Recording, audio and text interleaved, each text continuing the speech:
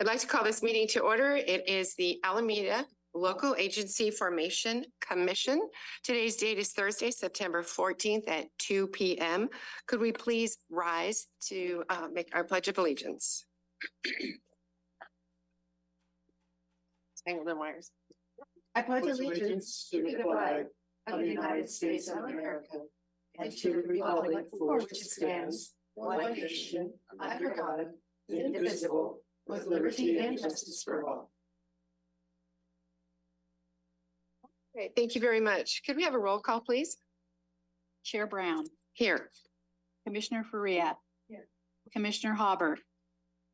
Present and participating remotely under California's regulations that allow me to do that for purposes of medical and attention needed. And I need to ask you, Supervisor, is there anyone over 18 with you? No. No. All right. Thank you. Thank you. Commissioner Hernandez. Present. Your commission needs to take a vote on Commissioner Halbert's emergency and whether he can participate in the meeting remotely. Could we do that at the end of roll call? Yes. Thank you. Commissioner Johnson. Here. Commissioner Miley. Commissioner Splendorio. Here. Alternate Commissioner Marchand. Here. Alternate Commissioner Tam. Absent. Alternate Commissioner Von Heater Leopold. Here. Alternate Commissioner Warner. Here. Let the record reflect, roll call has been taken and we do have a quorum. All right. Thank you. I would like to bring back to this board for a vote of confirmation for our Commissioner Halbert, who is calling in remotely for medical purposes, and he does not have an 18-year-old or above in the room. Do I have a motion? I'll go ahead and move. I'll second. All right. A motion's been made and seconded. Do we need a roll call vote? Oh, that's right. Good catch. We need an actual member. Sticky fingers. Yeah. I'll second it and pay. Instead of an alternate. Thank you very much. So, all right. We have a motion made by Hernandez, seconded by Splendorio. so all of your votes need to be roll call votes if Commissioner Halbert is to participate remotely. Okay. Thank you. Could we have a roll call, please? For Chair votes? Brown. Yes. Commissioner Faria. Yes. Commissioner Haubert. Yes. Commissioner Hernandez. Yes. Commissioner Johnson. Yes. Commissioner Miley. Commissioner Splendorio. Aye. Alternate Commissioner Marchand. Aye. Alternate Commissioner Tam. Absent. Alternate Commissioner Von Heater Leopold. Aye. Alternate Commissioner Warner. Yes. Oh. Okay. I will not strike the alternates. Let the record reflect we have a quorum and the motion passes. Okay. Do you concur then, attorney, that this is a vote of the members unless a member is absent? Then we take alternates. Okay. Thank you very much. Thanks for the comment. Okay. All right. Looks like we have our board is seated. We have roll call. Our next agenda item is public comment. These are items that are not listed on this agenda, but are within the responsibility of the local area formation for Alameda County. Do I have any speakers? We do not. I do not have any speaker cards. Do we have anybody remotely?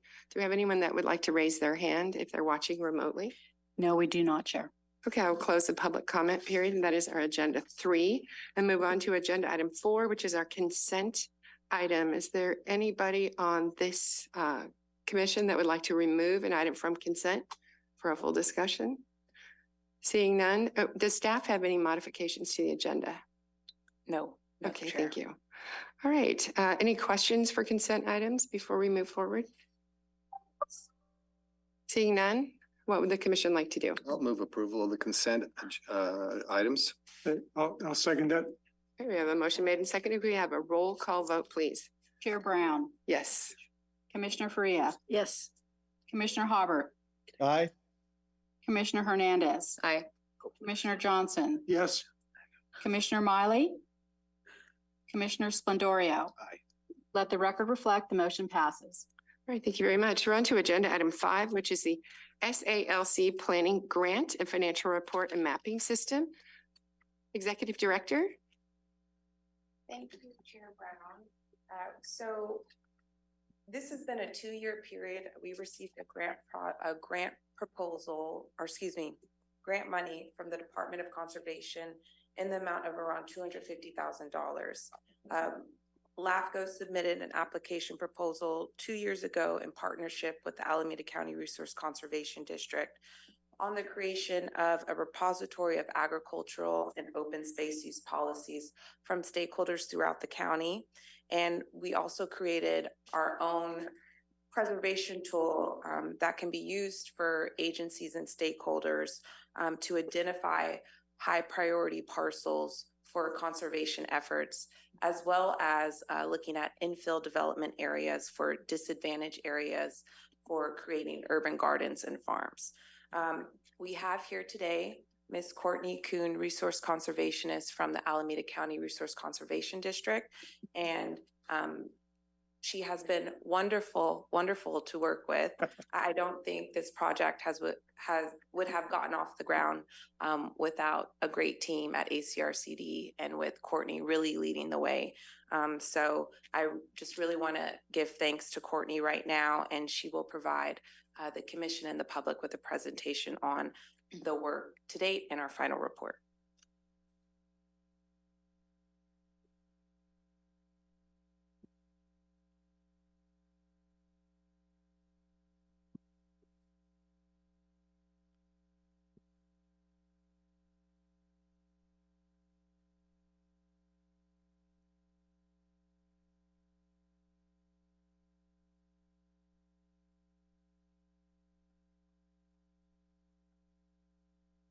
Thank you, everybody, for having me here today. And thank you, Rachel. Rachel has been an amazing partner as we work through this collaborative project together. Want to start by thanking the rest of the team as well. Our Chief Executive Officer at the Alameda County Resource Conservation District is Catherine Boxer. We also had assistance from Jennifer Trevis, who also works with me at the ACRCD, and a consultant, Becca Lucas, was also very critical in developing this final research plan. So today we're going to go over what the project was, what the process of the project was, and review the final deliverables of the project. So to start with, we call this SALC for short. It's the Sustainable Agricultural Lands Conservation Grant. It's a program that was developed by the Strategic Growth Council and is funded by California Climate Investments, which is funded by Cap and Trade. And it's implemented by the Department of Conservation. We were awarded the planning grant. So there's 3 different types of SALC grants. LAFCO was the primary receiver of this grant. ACRCD has been helping with the implementation. We named our SALC grant the Alameda County Agricultural Resiliency Project, ACARP, which is not the prettiest acronym, but it works. And the goal of the planning grant was really to support the development of local and regional land use policies that protect critical agricultural land in the county. So, as you probably are all keenly aware, Alameda County faces a lot of challenges when it comes to promoting and protecting agriculture. We have high land prices and in some places some development pressure. We're dealing with climate change and drought in the county and how that has an effect on ag. There's insufficient local infrastructure, both physically, so just in transportation of goods and things like that, and in non-physical, so partnerships and those types of issues. And all the while, a lot of the agricultural markets are dealing with some volatility and supply chain issues, especially in the wake of COVID-19. So the goal here was really a unified vision for the county so that we can have a more cohesive and robust local agricultural economy here. So the SALT grant priorities are really to identify agricultural lands that should be prioritized for conservation, supporting healthy and resilient communities, specifically in disadvantaged and low resource populations, and reducing greenhouse gas emissions by promoting agriculture at urban growth boundaries to minimize urban sprawl and keep food local. For our specific project in Alameda County, we took kind of a three-pronged approach. We first reviewed policies countywide and wanted to make some recommendations on future policies and actions that we might want to take. And then we also wanted to look at where agricultural land was present near urban growth boundaries so that we could prioritize the conservation of that land. And then also think more broadly about what agricultural land could be in urban settings. So community gardens, urban farms, and where we can place those so that they most benefit disadvantaged communities. So there's several different elements to this program. One was the policy analysis with each jurisdiction in Alameda County that we could meet with. We also conducted stakeholder meetings where we invited a broad group to talk with us about the vision of agriculture in Alameda County and possible policy changes. We created an interactive web map for prioritizing conservation areas, specifically for agricultural use, and then developed policy actions and recommendations based on what we learned from the map and the stakeholder meetings and the policy analysis. Okay, so I'm gonna just dive in a little bit deeper into each one of these elements, the process that we used. So for the policy review, we looked at the general plans, climate action plans for every jurisdiction in Alameda County, including countywide, and then other relevant planning documents. So Measure D, the South Livermore Valley specific plan, ECAP, those types of plans.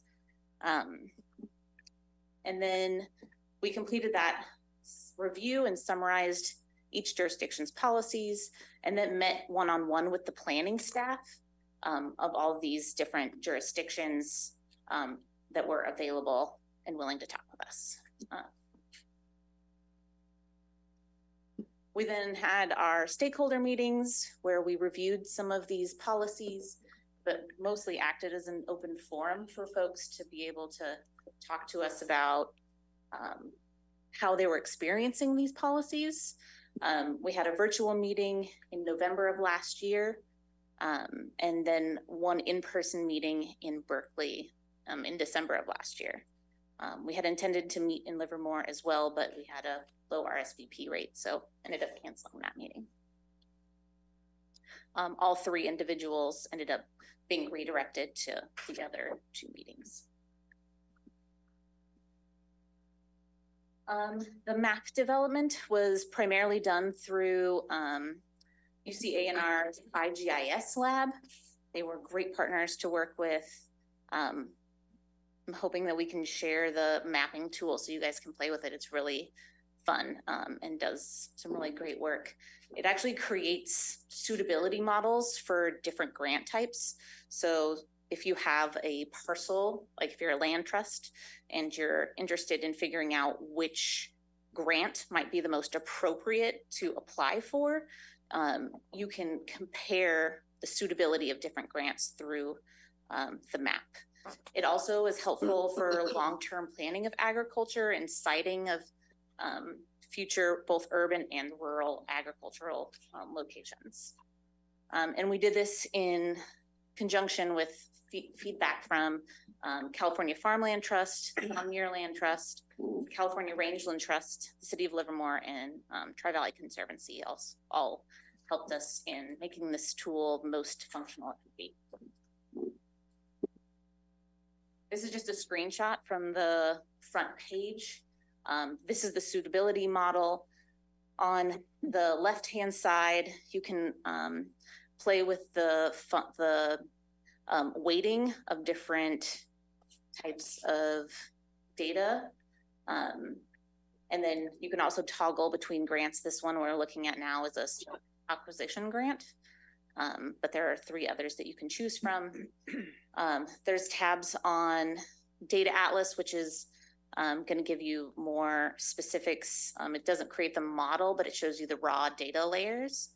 And then there's documentation on how it was made and the data that was included and an area for feedback. The report, which I think Rachel sent around for everybody to look at, this is the general outline. It starts with an introduction talking about what the project is, the grant program, its background on LAFCO and ACRCD. Then there's several chapters where we do kind of a background. We start with what agriculture and climate is looking like in Alameda County right now. Really diving into the economics of what's going on and how climate change is going to affect the production value of some of these locations. And then we talk about the different policies that are active in Alameda County and make some analysis there. We review the stakeholder meetings, what came up for folks in those meetings, and then really do a broad summary of the challenges and the opportunities that agriculture is facing here in Alameda County. The plan ends with some policy recommendations. We broke this up into 4 different categories around water, land, planning, and funding availability. There's then a short chapter summarizing the purpose and functions in the map that we were just talking about, and then a conclusion. And just to wrap it up, so we've finished all of the policy document reviews and these one-on-one meetings last fall. We had our stakeholder meetings completed last winter. The map and the final report were finished up over this summer and hopefully are in all of your inboxes. And so today we're really hoping to get approval for these plans and for this report from you all so that we can complete the project. And I'm happy to take questions. Rachel is also going to be a good resource for answering questions as well. All right, thank you, Courtney. Any questions? And to let the record show that Commissioner Miley joined our meeting. I have a question. Certainly. Courtney, maybe you go back, it was like slide 5 or 6. It was like, you were talking about just the benefits, in essence, the priorities or benefits. And that's the way I interpreted it. I can't remember which one it was. Yeah, maybe it's the one you just had. These are challenges, but I've just heard this a lot lately, especially after the fires that were in Sonoma County and Napa County, that sometimes intensive agriculture like vineyards can provide a fire break and protect urban areas. And I just was wondering when I was thinking that when I heard your presentation was, should we emphasize the benefit that as a benefit in some in your report, not emphasize, but just mention it, that there is some proof that wildfires will stop at a well, I know that's true. They do stop. Anyway, just one more, not a question, but just a comment. Yeah, no, I think that's a great point. I know we talk a little bit about the role of rangeland grazing in reducing wildfire danger, but we don't specifically talk about vineyards in the report. So that's a nice addition. Thank you. Any other questions? Yeah. Certainly. Yeah, Courtney, did you ever, were you able to get an inventory of community gardens at all in the county? No, those are really difficult to come by. Yeah. We did the best that we could. Any kind of city sanctioned ones were easy to count up, but there are a lot of, just homegrown ones that are just in vacant lots and things They- like that, and we don't have information. They are difficult. I had an experience when I worked for the flood control district. The district owns a lot of remnant parcels. We had one in Union City where adjacent to a mobile home park, they wanted to do a community garden. And so the district arranged for compost to be delivered to the site. And the day that it was delivered, we had a bulldozer there to plow it under. Unfortunately, it rained, so we weren't able to do it that day. Once it stopped raining, we got it done. 2 weeks later, I got a visit from the air quality citation person who came to give us a citation for $7,500 because they got 3 complaints about the smell. And we argued as hard as we could. We didn't mind paying the $7,500, but we wanted it to be done for the community garden, and they wouldn't allow that to happen. So it's just one minor disincentive for community gardens that Yeah. would you never expect. Yeah, So- we have some recommendations listed in the end. I think address that. One of them is a right to farm ordinance. So that's something that we have at the countywide level and the city of Livermore has and city of Oakland as well. But most jurisdictions do not have that. And that would help with the smell issue. Like if you're gonna farm there or garden there, then it's no longer an issue. Okay, all right, a few, certainly, Commissioner Warner.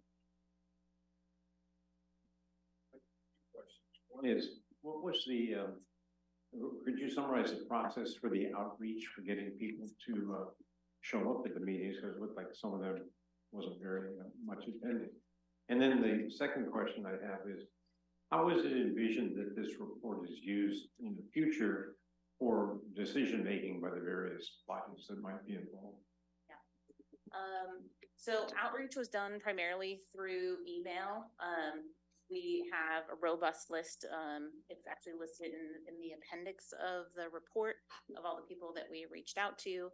There were a few that we really wanted to come and made phone calls to those organizations, thinking that they had a more diverse, they could have diverse input compared to other folks that we knew were going to come. So we did the best we could with there. As far as how it can be used, the way that we had envisioned it being used is really to promote the recommendations. With each recommendation, we've listed the organization that we think should really advocate for those or might have the power to change them.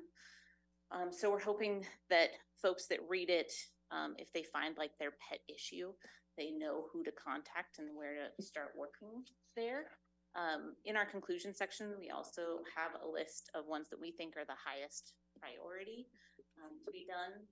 There are a number of other grants. Actually, the SALC program has a capacity building one that we would love to apply for with a few partners to really go after some of these specific recommendations in the conclusion.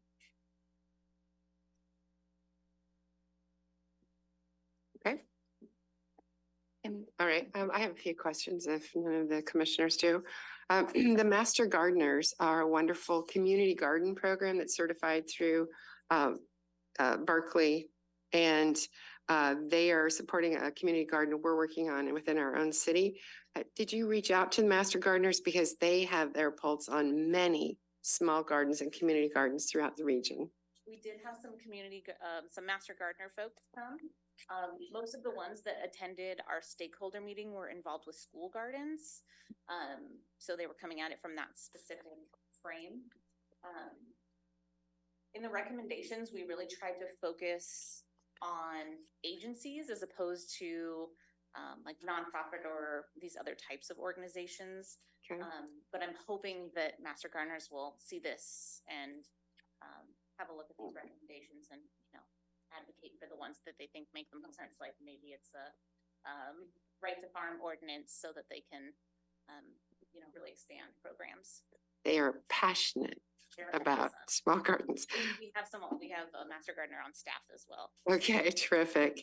I also, within our community, we have 100% low income for seniors. And when we designed it, the HOA and the housing units, we specifically placed community gardens in there. It seems to be something that seniors really appreciate, as the small community gardens, or as you had some creative ones, urban gardens, rooftop gardens, and so forth. But as I look at some of these non-traditional sites, I wondered about funding. Is this anything Cal LAFCO is involved in finding funding to support these small urban gardens? Even if you stated for disadvantaged communities, but for any community that's trying to sprinkle in a reduction in greenhouse gases and local food production? For Cal LAFCO, no. And that might need to be a topic at one of our next annual conferences or staff workshops. That has not been on our radar. So that is really good to bring up and see if we can support or find funding sources for that. Thank you. Yeah, as at least for consideration, even like rooftop dining, rooftop gardening in small areas. And then as we talk about more gardening and also more agricultural land, where's the discussion about water-rich plantings such as almonds and things that are very water consumption, high water consumption versus lower water consumption, as the state of California starts to look at water use and water restrictions for urban areas and maybe even for farm areas? Yeah, I think those types of really high water using crops just aren't being planted now. Farmers know what's going to be productive and what's going to be cost effective for them, and they're keenly aware of water availability and what's going to be profitable. So I think the market there is really a driving force on what's being planted in Alameda County in particular. We don't have a ton of almonds. No, it's more in They're like olives and pistachios and things that require a lot less because farmers already know. Yeah, just to add, San Joaquin County and Solano County do. I grew up around orchards everywhere in Dixon, and it's very expensive for the farmers, and it takes such a long time for the crop to grow. 5 years just to get almonds and stuff. So I think the people that are doing it are going to keep doing what they're doing because they have a certain, certain amount of buyers, but it's just so difficult for farmers. Yeah. And I also wanted to just say, in regards to non-traditional gardening, this is something that can be done like from a planning department point of view, requiring that certain developments put in these pocket parks, put in community gardens and things like that. When we talked to planning departments about that possibility, it really depended on the department and who was running it and whether they were thinking about those as even options. So yeah, that's just one, some variability that we see from jurisdiction to jurisdiction on who's thinking about that. There's also this competition between like rooftop gardens and rooftop solar. So that was always something that was at the top of the mind of the planners as well, as which of those is going to reduce greenhouse gas emissions more. And that's really hard to say. And then my last, I guess, comment question is, as we look at the dictation of what communities will look like from the state of California, there's such a strong push for housing, and there doesn't seem to be an equal push for agriculture. And we've seen, especially in San Joaquin County, areas around Dixon, areas around Solano County, where I was raised, that the conversion of ag land is rapidly becoming residential and much higher, of course, carbon footprint. But who's standing up for these farms? I mean, is Cal LAFCO standing up for, we are a breadbasket. We are, that's probably the wrong word. We're the salad bowl state. Ag has been such an important part of California since its beginning. Who's standing up to make sure that we don't just become a community of houses, we're also a community of farming to produce food for ourselves and the country? Yeah, I think LAFCO has a huge role to play there. I think conservation district, we're thinking about that as well. I think each jurisdiction, to the capacity that they can, are doing that. City of Livermore has been really great about working with Tri-Valley Conservancy and thinking about how they can reinforce their boundaries. Pleasanton and Dublin have their own urban growth boundaries that have to be voter approved to change. So I think some of the East County jurisdictions are really thinking about that and prioritizing really holding those boundaries. Well, Sir, to your please. point, that was the reason LAFCOs were formed, to prevent urban sprawl, and specifically, we're called out to protect agriculture and open space. So that is our role. So you're right. Well, certainly urban growth boundaries help to do that, but so does Sacramento in discussions there. Continual push for housing increases our footprint, obviously. So it's a balance. Did you have something? I just have a comment with regards to, Dublin's in a very unique situation. We don't have a lot of land, whereas Livermore does, but we try to, as a council, to push forward the new developments coming forward.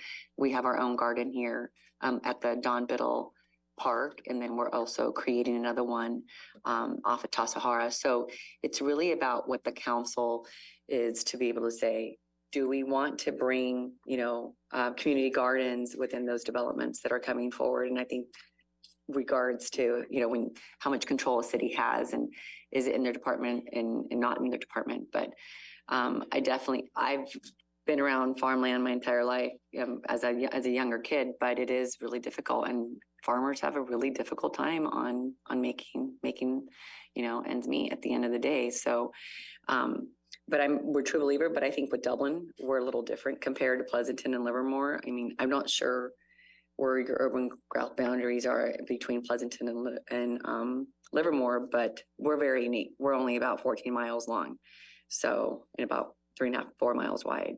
So we're kind of in a different situation. We have this thing called the rock quarries, and they don't grow many plants. And there's some of them are underwater. Lots of. We're mining rocks for our gardening. Are there any other questions? And I'll go to the public to see if we have anybody from the public who would like to speak on this agenda item or online.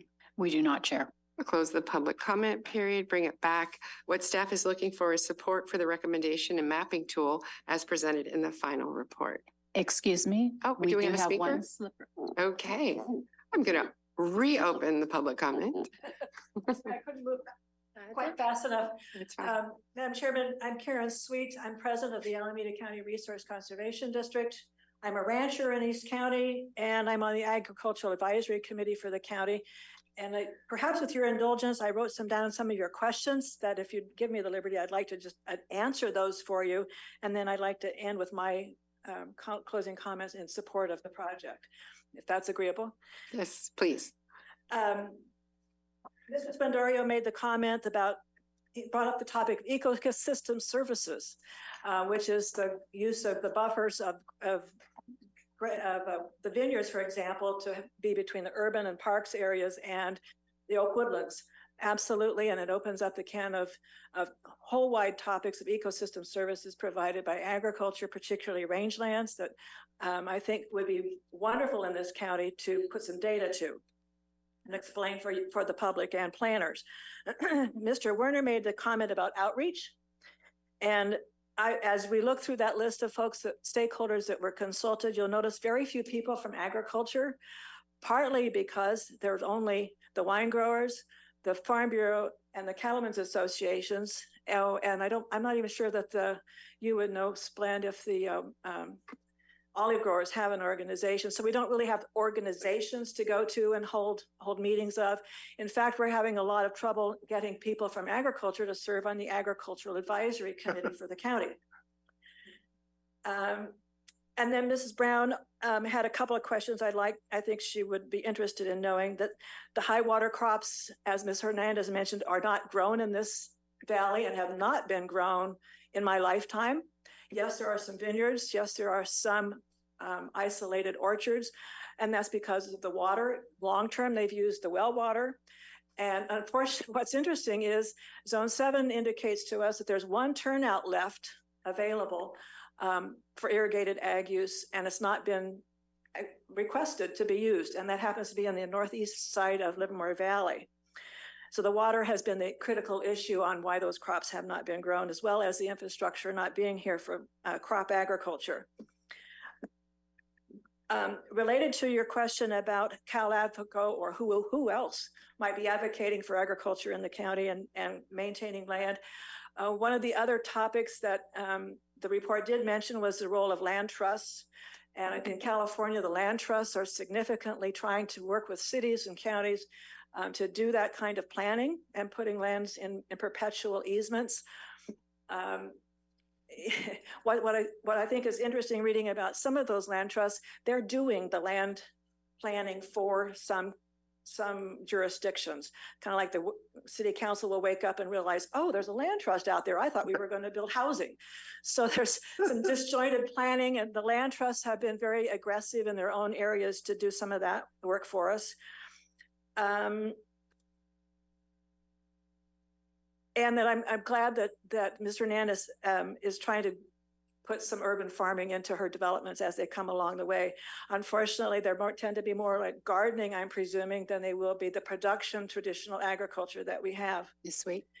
Ms. As a Sweet, rancher, your time's up. 3 minutes. Oh, I'd Yeah. like to give her just a few more minutes, please. Thank you. I just wanted to be in support of this project and hope to answer Mr. Werner's question that there might be interest in applying for now an implementation grant from Department of Conservation to take up and pursue the conclusions and ideas that are contained in the end, particularly because it needs to be done to protect agriculture, to support the community and other gardens and the commercial agriculture in the urban areas, but also to advise, especially the county resource and open space and agriculture general plan work that's been wanted to be done now for 13 years. This might be a good impetus to get that started. So I support the report. Thank you for giving us the opportunity at the RCD and for agriculture to have another document that supports our work. Wonderful. Please use it. We don't like to just do documents to sit on the shelf. Okay. All right. I'll close the public comment period, bring it back to the commission. Again, we're looking for support of recommendations and mapping tools or not support. What would you like to do? Do you need a motion or? That's what I'm understanding. Yep. We're looking for support or non-support via a motion. I move that we support the report. All right. Do you have a second? I'll second. All right. We have a motion made and seconded. Please take roll of those that are voting members first. Sure. Chair Brown, Yes. Commissioner Faria, Yes. Commissioner Hobart. Commissioner Yes. Hobart. Thank you. Yes. Commissioner Hernandez, Aye. Commissioner Johnson, Yes. Commissioner Miley, Yes. Commissioner Splendorio. Aye. Let the record reflect, the motion passes. All right, thank you very much. All right, agenda item 6 is our strategic plan for 2024 and 2025. And this is our opportunity to review and consider the proposal for the strategic update. LAFCO, if this commission agrees, is looking for the adoption of a plan with any desired changes via a motion, a second, and a vote. Thank you. Staff? Thank you, Chair Brown. So yes, our commission convened on June 23rd to discuss our mission, accomplishments, and priorities for the next 2 years. We have an attachment 1 overview of the strategic plan update for the 2024-2025 years. We included our municipal service review studies, trying to create a robust staff, more staff resources in terms of hiring and office space. And some of our priority projects are the Livermore Sewer Extension, establishing and moving forward with the wastewater committee, and more review on our emergency services and out of area service agreements. I want to turn it back to the chair for any commission discussion or feedback on the strategic plan itself and any direction to staff as needed. All right, thank you very much. Any questions of staff? I have a question. As we look for how we want to be viewed by the public and partnering agencies, most people, I would say even commonly city council members, are not really aware of the work that LAFCO does. Have you considered outreach, whether it's to do a presentation at council meetings or at other public forums, even something like a Rotary group, to really begin the discussion about the important work that this organization does? Yes, Chair. So the opportunity that our studies provide, we usually get to showcase them. And at the beginning of those, we like to do a LAFCO one-on-one. And we really recently presented at the Castro Valley Rotary, but always looking for more opportunities. And I will make a note of that to do more outreach. You are hereby invited to come speak at the Pleasanton City Council meeting. We'll have staff coordinate the time. Thank you, Yes. Chair. I actually have a comment and recommendation. I know that all the cities, at least in the Tri-Valley, we like inside Dublin, or it was called, when I participated, it was Dublin 101. And so we get applications from our members of the community. They apply and they're within a 7-week program with us. And I know Pleasanton has a Dublin Inside 101 type of thing. I'm not sure what But it's it's called. not called Dublin. Yeah, it's called, 101. I forgot what it's called. I can't memorize them all. Leadership. Yeah, leadership. So I Yeah, think we that do. would actually be a good way to advertise, explain to folks what LAFCO is about. And I don't think you have to take the full 3 hours. I think you can just go in and give a presentation to those folks, because every year they come in and they rotate. We have a new class that comes in and then they graduate. Oh, okay. Yeah, ours, Thank you. Leadership Pleasanton is run through the Chamber of Commerce, but they also bring in speakers. It's common to have speakers. I was also thinking TV 30. It's our local TV 30. It's free to you, and they do an interview. And so, And they're recording this right now. That's a great idea. and they're recording them so you know who they are. Exactly. So just a way to get the word out, because again, I think that what we do is really important, but a well-kept secret in some ways, not on purpose, but it just happens to be. All right. Commissioner Marchand, did you have a question, or I know? Okay. Yes, Ms. Commissioner Warner. Building on what you guys were saying, there's those leadership classes are usually done in conjunction with the Chamber of Commerce. But the Chamber of Commerce holds other meetings as well that you can piggyback on. So there's the Business Alliance meetings once a month. There's also clubs like Rotary clubs, and that are very influential and have a lot of contacts. So if you're really into explaining what LAFCO is, when those organizations always want to have interesting speaker, and I think you guys could fill the bill. Thank you, Commissioner. Okay. And if you need contacts, let us know. Okay. No other questions or comments. So what we're looking for is the adopt a plan with desired changes, if any. Any motions? I'll make the motion. That would be Nobody great. else is. I will second. Such a quiet group today. know, well, good thing I grabbed They need coffee. Everybody needed coffee. All right. We sat through the entire session developing this. Come We on. sure we were did. excited about it. We sure did. All right. We have a motion made and second. Could we have a roll call vote, please? Chair Brown, Yes. Commissioner Faria, Yes. Commissioner Hobart, Yes. Commissioner Hernandez, Aye. Commissioner Johnson, Yes. Commissioner Miley, Yes. Commissioner Splendoria. Aye. Let the record reflect, the motion passes. All right. Terrific. Thank you. Agenda item 7 is matters initiated by members of this commission. Do we have any that haven't already been brought up? Any items to be discussed for future agenda building? All right. Sorry. Chair Brown, we have to take public comment on that last item. You're right. I will like to open the public comment period for agenda item 6. Do we have any public comment? There were no public comments. Let's Chair. close it. And if it's all right with this attorney, we'll let the vote stand since there was no public comment to take into Yes. consideration. Thank you very much. Thank you for the reminder. Agenda item 7, matters initiated. I saw no one initiate anything. So let's move on to agenda item 8, our executive director's report. Thank you, Chair. Just to provide the commission with an update on some of our projects, we have received an administrative draft report on our fire protection and emergency medical services municipal service review. We will be sending that out to the affected agencies in the study for any technical comments or edits. Our South Livermore Valley area plan study, we are just working with the consultant to incorporate all the comments we received, and that will be presented at our next regular meeting scheduled for November 9th.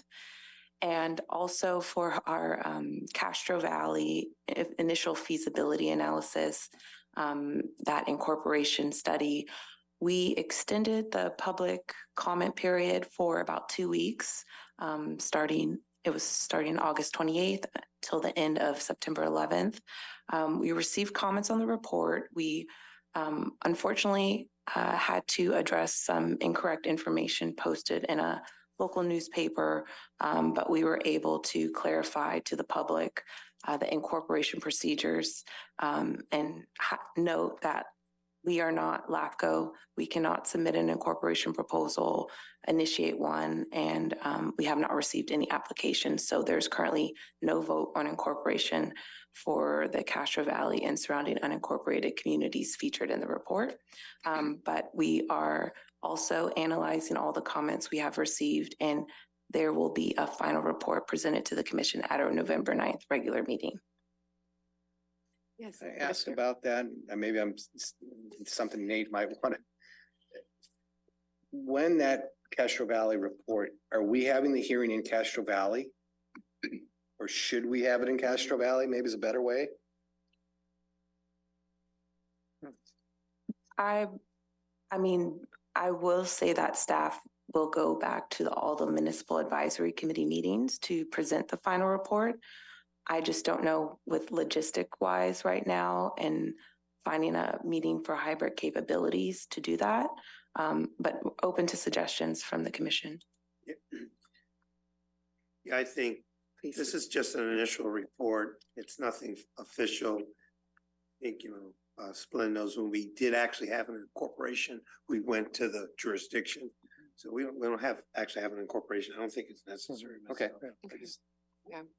I think especially with the hybrid capability, then people can call in without actually physically being here, which gives great flexibility for people like that. So we'll leave it where it's at. Okay, thank you. Is that the end of your report? Yes, Chair. Okay, we have informational items A, B, and C. Would you like to comment on those? Nothing major to note, just to highlight that our Cal LAFCO annual conference will be held in Monterey from October 18th to October 20th. And we have Commissioners Von Heater Leopold and Johnson attending, as well as staff. Thank you, commissioners, for attending. Thank you. All right, before I adjourn, our next policy and budget meeting is October 5th. And then Thursday, November 9th is our next regular meeting. In our consent calendar was our calendar for next year. Be sure to take note.